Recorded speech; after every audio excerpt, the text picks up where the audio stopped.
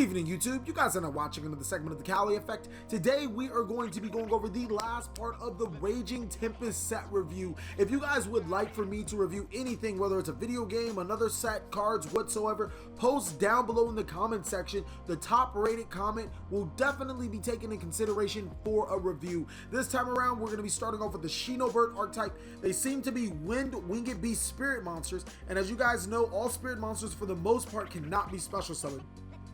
So, I believe every spirit monster in this will say cannot be special summoned. Its effect is, once per turn, during either player's damage step, when this card battles an opponent's monster, you can discard one spirit monster. Until the end of the battle phase, this card gains attack and defense equal to the attack and defense of the discarded monster. Once per turn during the end phase, if this card was normal summon or flip face up this turn, return it to the hand.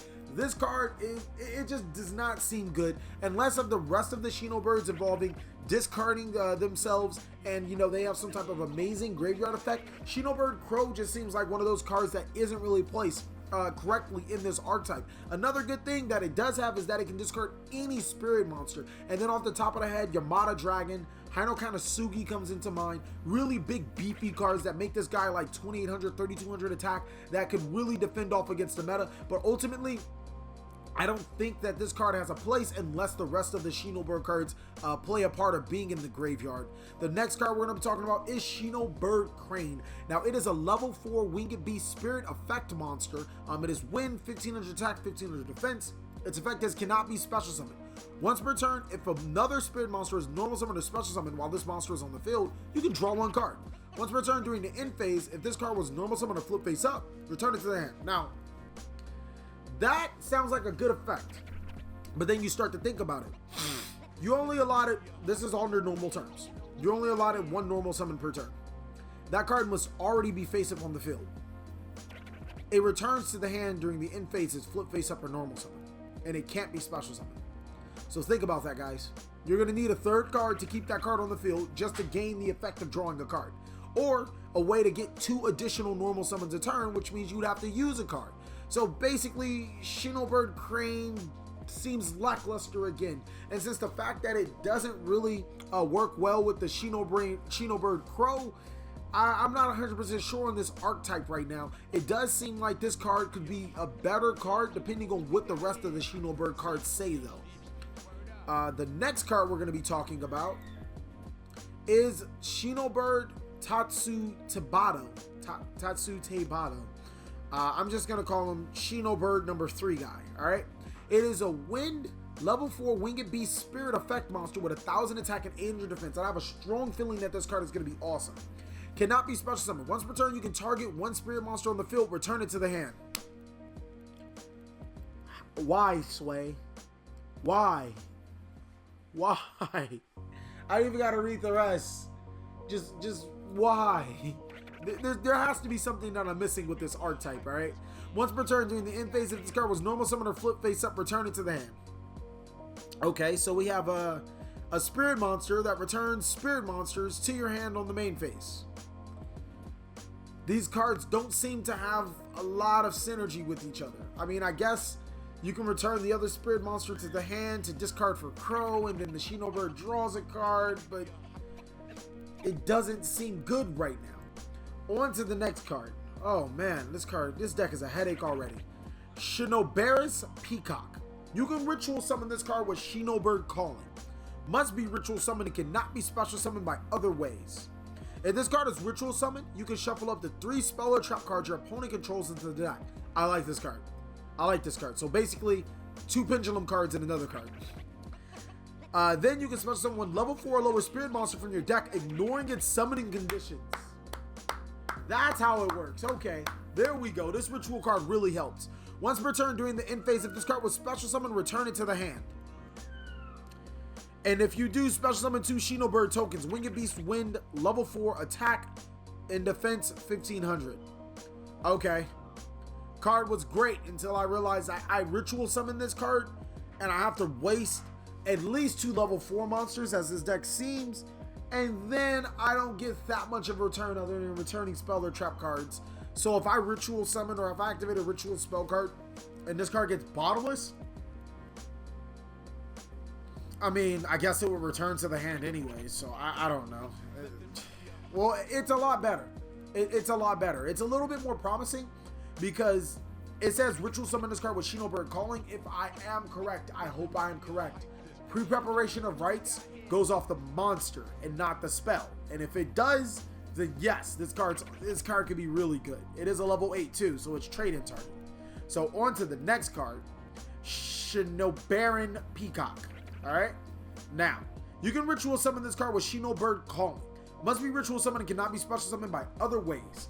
If this card is ritual summoned, you can return 3 monsters your opponent controls. Then special summon one level 4 or lower spirit monster from your hand, ignoring its summoning conditions. Now, I'm pretty sure the last part of its effect is returning to the hand at the end phase, and then, I don't know, special summon 2 level 4 winged beast tokens to your side of the field. Gee, am I close? Am I close? Let's read it. Yep, the exact same thing. All right, so this one returns 3 monsters.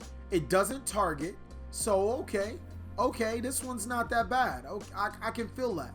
The Shinobird archetype doesn't seem competitive right now, but we still haven't even went over the spells and traps, and I'm pretty sure this is a deck that will, or archetype that will continue to get support. On to the next card. We have Shinobird Power Spot. Spirit monsters you control gain 500 attack and defense. Okay, that's not bad.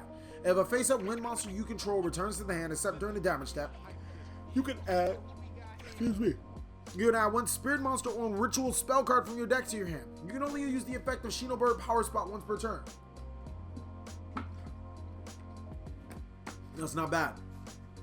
That's not bad at all. Okay. So it basically replenishes you returning your monsters to your hand. Okay, the spells and traps might carry through for this deck. But unfortunately, that Shinobird Crow just seems to have no synergy with this deck. You can ritual summon 1 Shinobird variant Peacock or 1 Shinobird whatever Peacock, either of the Peacocks. You must also tribute monsters from your hand, field, or banish spirit monsters from your graveyard. Yes, finally, this is something good for them. Whose total levels equal to or exceed the ritual monster you ritual summon.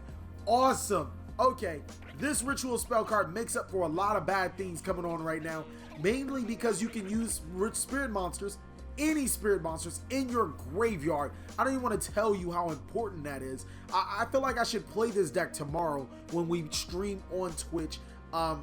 Just an awesome card, like off the bat. Being able to use your banished spirit monsters is huge, and I don't think people understand how huge that is.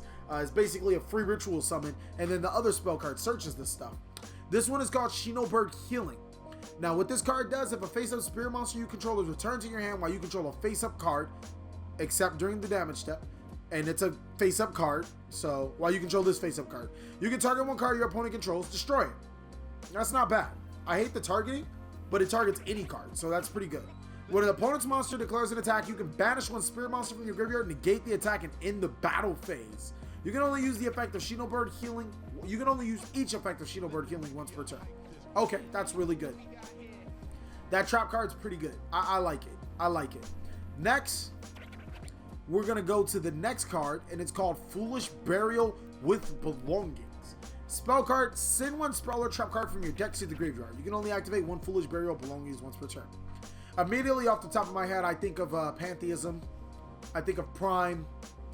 I think of Breakthrough Skill is not a terrible target. I think of quite a few spells and traps that'll be really good with this card. But it seems like a very good card. Ooh. I must be really tired. My apologies, guys. A very good card right off the bat. I don't think it's a terribly great card, but it definitely shows a lot of potential. The next card we're going to be talking about is a very interesting card. And the reason why I call it very interesting is because it's one of my favorite archetypes. Ritual Beast Promised Return. Banish 1 Ritual Beast monster in your hand. Target 1 of your Ritual Beast monsters that was banished or in your graveyard. Special summon it. It's a quick play Ritual Beast card.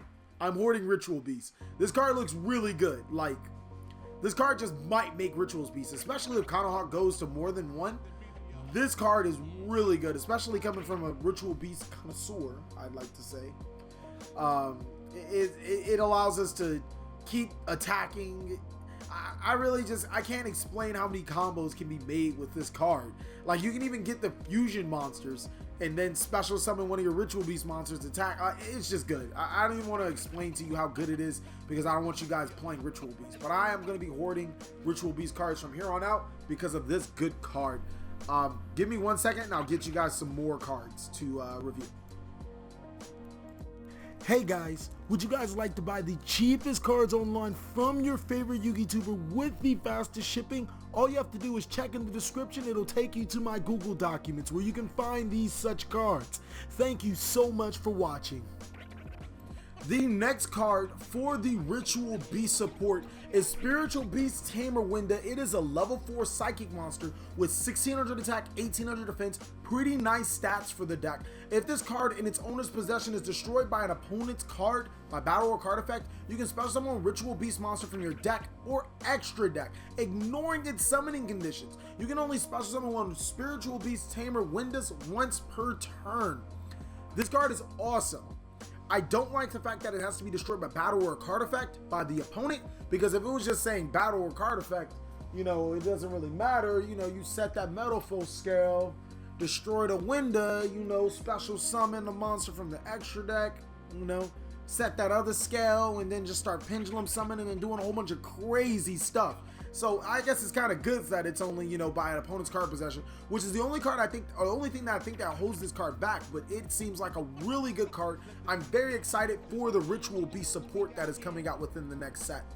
The next card we're going to be talking about is Speedroid Bamboo Horse. Now, it is a level 4 machine with 1111 attack and defense.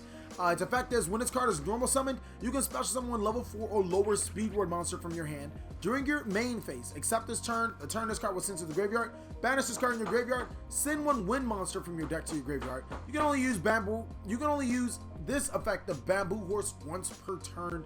I'm not really familiar with the Speedroid archetype, but this card does seem pretty good. Worst case scenario, you can summon it, activate its effect, special summon Terratop, get Tengenborg, make a rank play, and I think there is a Speedroid monster that activates in the graveyard that's a tuner that special summons itself. So really good rank plays. It also allows you to send Terratop to the graveyard if you want to add activate speed recovery to special summon it. I think Speedroids are going in the right direction. The next card we're going to talk about is Speedroid OMK Gum. It's kind of like a Morphtronic. It is a level 1 machine tuner with 0 attack, 800 defense. During your battle phase, if you take battle or effect damage, you can special summon this card from your hand. During the battle phase, if the card was summoned this way, you can immediately, after this card resolves, synchro summon one synchro monster using only wind monsters you control, including this card. This is a quick effect. If this card is sent to the graveyard as synchro material, you can send the top card of your deck to the graveyard. If it is a Speedroid monster, the synchro summon that is used as a synchro material gains 1000 attack. I don't think this card is that good, mainly because you have to take battle or effect damage, which probably means that your board is being cleared or that you just lost your board. You can special summon this card, and then the synchro summon doesn't really help. So it's like, I don't think it's a great effect. I think it's a decent effect. I just really don't think it's a great card overall. On to the next card. Trains do get some type of support. Heavy armored train Iron Wolf. That's a pretty dangerous card because it's a train and it's an Iron Wolf, even though it looks like a lion. But 2 level 4 machine type monsters. Once per turn, you can detach one material from this card, then target one face-up machine monster you control. That monster can attack your opponent directly. Also, other monsters cannot attack. If this card in your possession is destroyed by an opponent's battle or card effect, you can add 1 level 4 machine monster from your deck to your hand. So a 2200 attack machine monster that can attack your opponent directly, can target another machine monster that can attack your opponent directly, and also replaces itself when it's sent to the graveyard. Not a terrible card. On to the next card. We have the card that everybody's been talking about. The grass is always takes here on the other side. If you have more cards in your deck than your opponent, send cards from the top of your deck to the graveyard until you have the same number of cards in your deck as your opponent. Now here's the crazy thing, it's not once per turn. Here's another crazy thing. It doesn't need to be once per turn since you kind of even yourself out. And unless your opponent is playing Yu-Gi-Oh! Send the cards from the top of their deck to the graveyard on your turn, then you're only going to ever be able to resolve one, and you're only going to be able to gain the effects. Now this card basically changes how Lightsworns and Infernoids are played. Mainly because they'll run 60 cards, activate this card, and then mill down to 40, milling 20 cards, and then they'll proceed to play Yu-Gi-Oh! Now that they have a good graveyard. The Grass is Tastier on the other side is definitely one of those cards that seems meta-defining, but I don't think it'll have as much as an impact as it did in the OCG as a TCG, but who am I? Only time can tell. Next is a card called Chaos Ancient Gear Giant. It is a level 10 fusion machine monster, 4,500 attack, 3,000 defense. Now I'm gonna have to scroll down because it had so many effects, so you know the card will come off the screen. Must be fusion summoned. It requires 4 ancient gear monsters. Must be fusion summoned and cannot be special summoned by other ways. Unaffected by spell and trap effects. Monster your opponent's possession cannot activate their effects during the battle phase. If this card attacks all monsters your opponent controls, or this card can attack all monsters your opponent controls once each. If this card attacks a defense position monster, inflict piercing damage to your opponent. So a 4,500 beater that's gonna get damaged no matter what, unaffected by spell and trap cards, and your opponent can't activate cards, cannot activate monster effects during the battle phase. Card's awesome. Don't really know what else to say about it. It's a really big card. So basically, if you summon this, you deserve to summon it. It required 4 ancient gear monsters. Good job. The next card is another Ancient Gear support card. It's called Ancient Gear Howitzer. Card has 2 Ancient Gear monsters, a lot easier to summon. It has 1,000 attack, 1,800 defense. It's a level 8 machine. So it's not that good in attack stats, but hopefully it makes up for its effects. Unaffected by other card effects. That's great. During your main phase, you can inflict 1,000 damage to your opponent. That's not good. You can only use this effect once per turn. If this card is destroyed by battle and sends to the graveyard, special summon one Ancient Gear monster from your deck, ignoring its summoning conditions. I wish it was at least 1,300 attack, because if it was 1,300 attack, you'd summon it against Paleozoics, and then you'd be like, oh, so you wanted to play? Yeah, go ahead. Yeah, go ahead. Go. I'm gonna run over all your monsters. You can't stop me. This card would be the ultimate out the Paleozoics if it were stronger. Next is Ancient Gear Reborn. You can only control one Ancient Gear Reborn. Once per turn, if you control no monsters, target one Ancient Gear monster in your graveyard, special summon it. If you do, it gains 200 attack. It's not bad. I hate that it's a trap, but it's not bad. It actually seems like a pretty decent card. The next card is Super Quanto Finisher Alphenball. That's a pretty big card. It actually looks like, you guys remember Power Rangers, the first one, where they would all combine their weapons into the huge gun? It looks like that's exactly what they're doing. If you control 3 or more Super Quantum monsters with different names, shuffle as many cards as your opponent controls as possible into the deck. Then your opponent special summons one monster from the extra deck, ignoring its summon conditions. You can banish this card and one Super Quantum Fairy Alphen from your graveyard. I'm lost. There's another one. Activate one Super Quantum Mech Ship Magna Carrier directly from your deck. Alright, so now I'm gonna go ahead and click on these because I don't remember seeing these cards. I'm pretty sure the Super Quantum Mech Ship Magna Carrier is from, I don't know, it could be from anything. But let's go ahead and click on them because like I said, I'm not sure they're from this set. I'm pretty sure they're not, but they'll be definitely something to look at. So on to this set. As you guys can see, it's loading. I'm running like a million things at one time, so I expect my internet to be a little slow right now. But I'm really excited to see what these cards are. Super Quantum Mech Ship Magna Carrier. God, why does that card sound familiar? I don't even know why it sounds familiar. Let's cut to the chase. I'm going to go ahead and pause this, and then I'm going to wait till it comes back. Alright guys, we have resumed it, and it actually came up. No, it seemed to almost instantaneous for me. It took a couple seconds. It adds one Alfarian from your graveyard, or you can banish this card, and this little guy from the graveyard, which is their little guy, you know, the main card that lets you search and all that, to add this card, the field spell card, to your hand. On to the next card, we have Neo Galaxy Cipher Dragon. This card requires 3 level 9 monsters.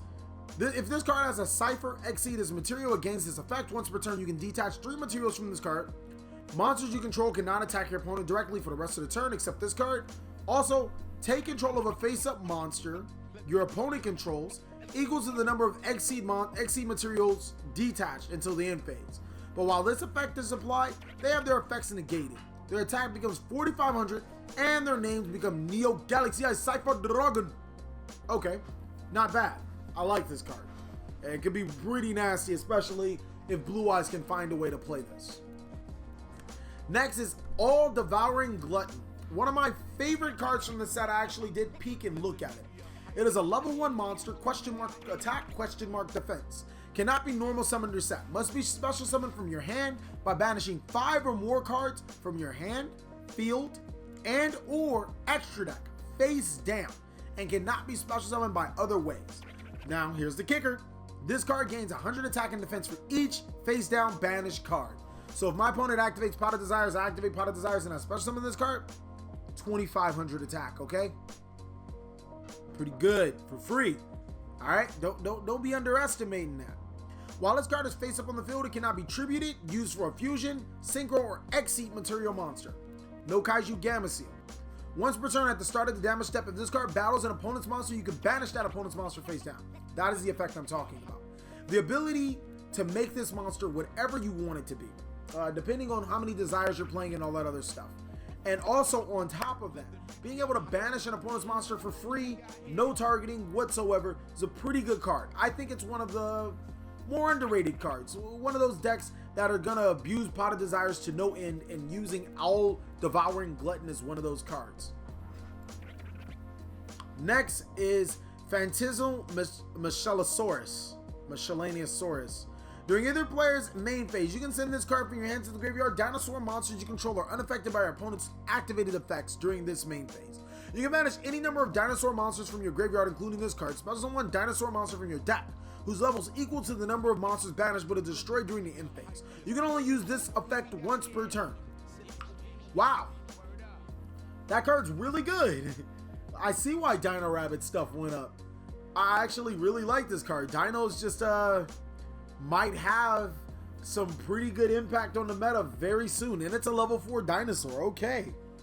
Alright, I'm kind of scared. This deck might be good.